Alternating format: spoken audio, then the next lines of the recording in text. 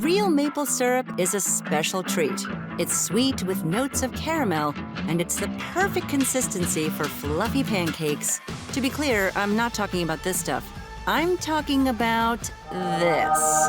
In Canada, it's called liquid gold, and that's not just because of its amber hue. Pure maple syrup is 28 times more expensive than crude oil. 1 liter of this sweet stuff is worth about 12 Canadian dollars and 13 cents. Maple syrup is such a valuable commodity that a group of Canadian producers stockpiles it in their global strategic maple syrup reserve in Quebec. This treasure trove contains over 94,000 barrels of liquid gold, which is worth over $130 million. And now, it's protected like the most secure banks in the world. So, how do you think a group of men stole 3,000 tons of maple syrup from the reserve in 2012? Did they siphon it off through an underground tunnel? Did they replace the syrup with water? Or did they use a plan inspired by Hollywood heist movies? Let's dig into the sticky history of this liquid gold. You can tap most maple trees, but the sweetest and most popular tree for syrup is the sugar maple, or Acer saccharum. These trees are ancient giants.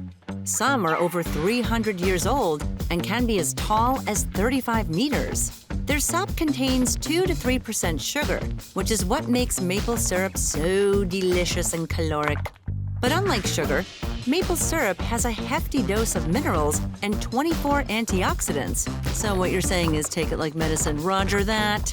Just kidding.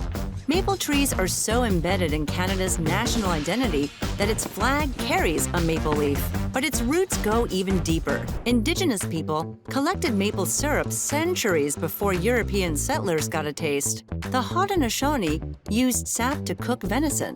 This inspired the maple-cured meats we still eat today.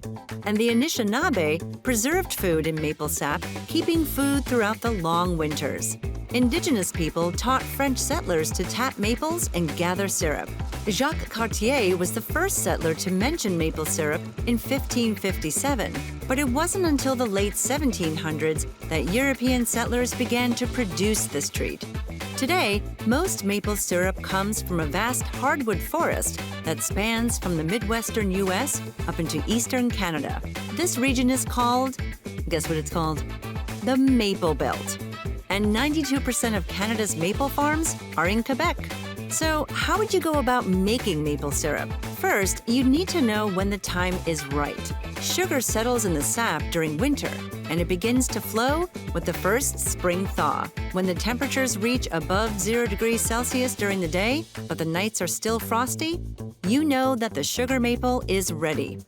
This is called the tapping season, but your work is just starting. The sap is still 98% water by weight, so you take the sap to a sugar house. Here, the raw sap gets boiled down until it becomes the sticky, sugary stuff we all love, and we do love it. At this point, the syrup is 33% water and 67% sugar.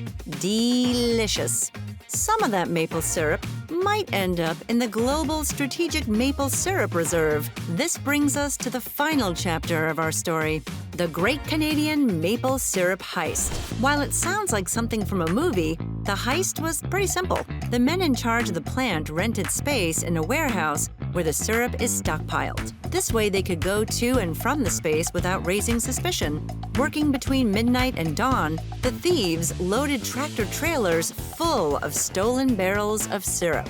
They took them to a sugar shack, emptied the syrup, and replaced it with water. They returned the worthless barrels to their places at the reserve.